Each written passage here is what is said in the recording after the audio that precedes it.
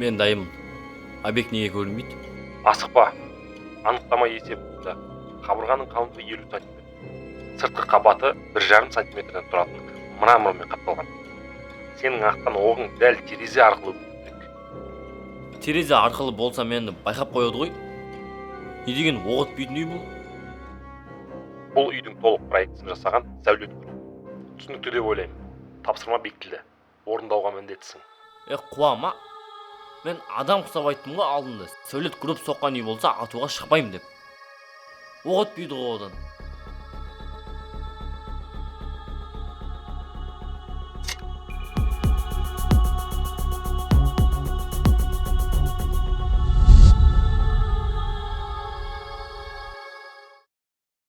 Бұл ешқандай да Голливуд киносындағы кадрлардан үзінді емес.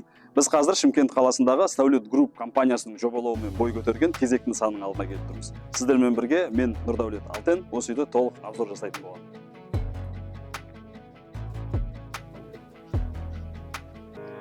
Ендеше, дайынсыздар ма? Кеттік. Неғып тұрсын, кеттік.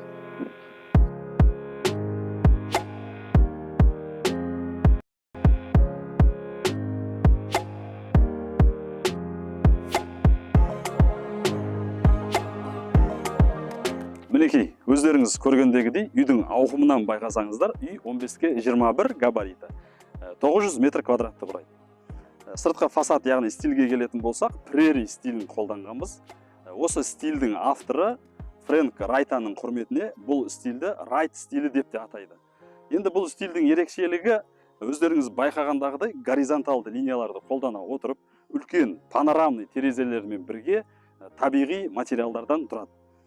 Бұл жердегі бір ерекшелігі крышаның выступы біз үйреніп қалғандағыдай 50-60 см емес, 1,5-1,20 метрді құрайды. Ары қарай үйдің ауласына, яғни участокке келетін болсақ, участок бізде 40 соттықтан тұрады. Енді осы участокте орналасқан әрбір банямыз бар, летний кухня, беседка, бассейн деген сияқты нәрселерге толық тоқталып өтеді.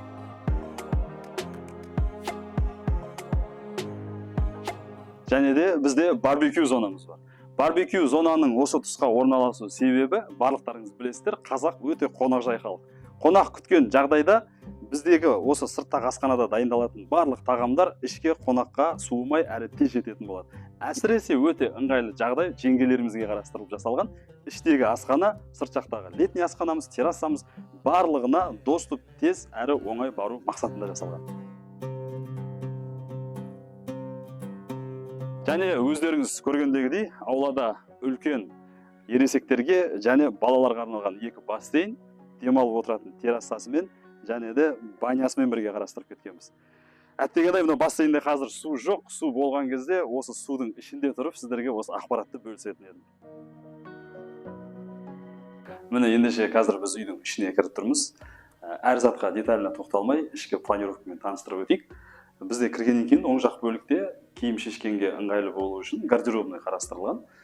Және де Европадағыдай холдан санузелға кіру біздің менталитетке жат болғандықтан кіреберістің сол жақ бөлігіне біз санузелді қарастырып өткенбіз. Мінекей, қолданғанға да ыңғайлы, ешқандай қиындық, ыңғайсыздық тудырмайды.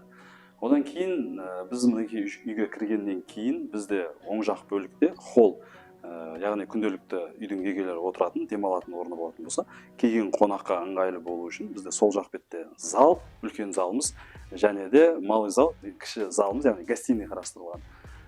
Осы бөлікте тағы бір айта кететін нәрсе, бізді кірген кезде ең бірінші күтіп алатын, естественно жарық, яғни табиғи жарық көбірек түсетін екі қанатты лестницамыз орналасқан.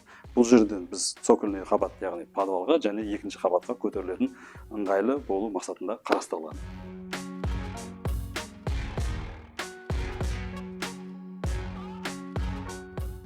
Мінекей, үйге кірген тұста сол жақ бөлігімізде кіші зал, яғни қазақша бөлме ретінде қарастырып өткенбіз. Бұл ерекшелігі, бұл бөлменің.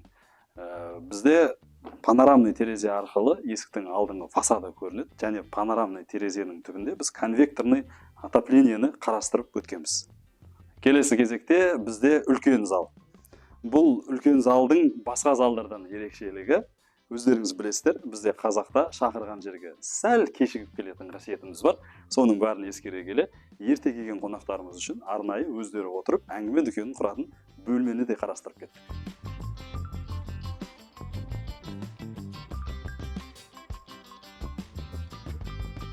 Бұл бөлме бізде үлкен холл.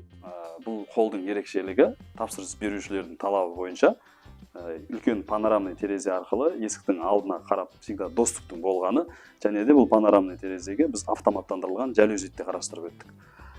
Тағы бір ерекшелігі, бұл холлда ешқандай спальня, яғни жатын бөлмелердің, залдың есіктері жоқ. Ең үлкен талаптардың біреуі бізге түскен бұл күнделікті қолданылатын кухня столовыйдың купейный есік арқылы осы холлға доступтың болғандығы болады.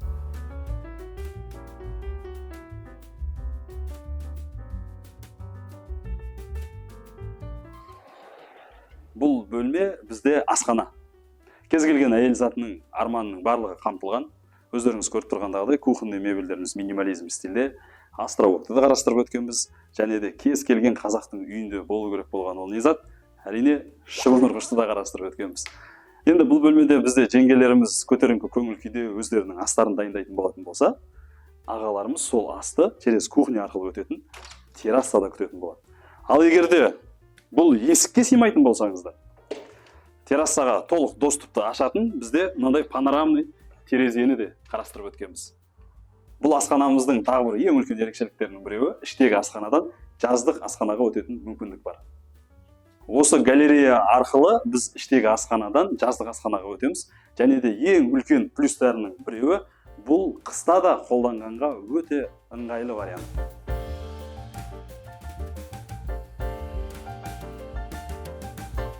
Ал енді цокольный қабатқа түсетін болсақ, түскен бетте бізде оң жақ бөлікте кинотеатр, яғни кинозал, үлкен кинозалымыз орналасқан, және де монша үйдің астындағы.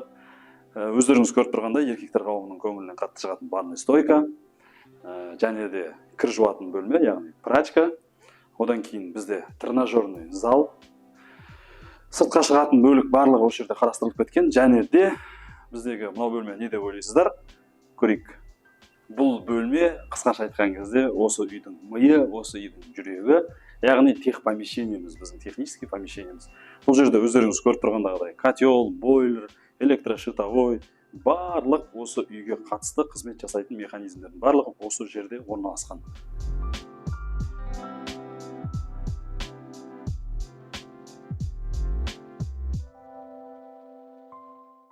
Осы екі қанатты ыңғайлы баспалдақтар арқылы біз екінші қабатқа көтерілеміз.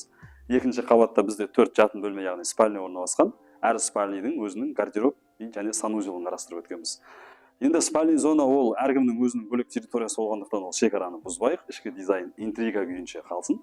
Және де бізде осы кішкентай холл арқылы террасаға шығуға мүмкіндік қарастырылған. Сонымен біз өзіміздің Сәулет Групп каналындағы алғашқы обзорымызды аяқтаймыз. Егер де сіздерге де осындай үйдің эскиздік жобасы қажет болатын болса, біз контактілерімізді төменге қалдырамыз. Комментария жазып, лайк басып, каналға подписаться етуді ұмытпаңыздар. Сіздермен бірге болған мен Нұрдәулет Алтенов.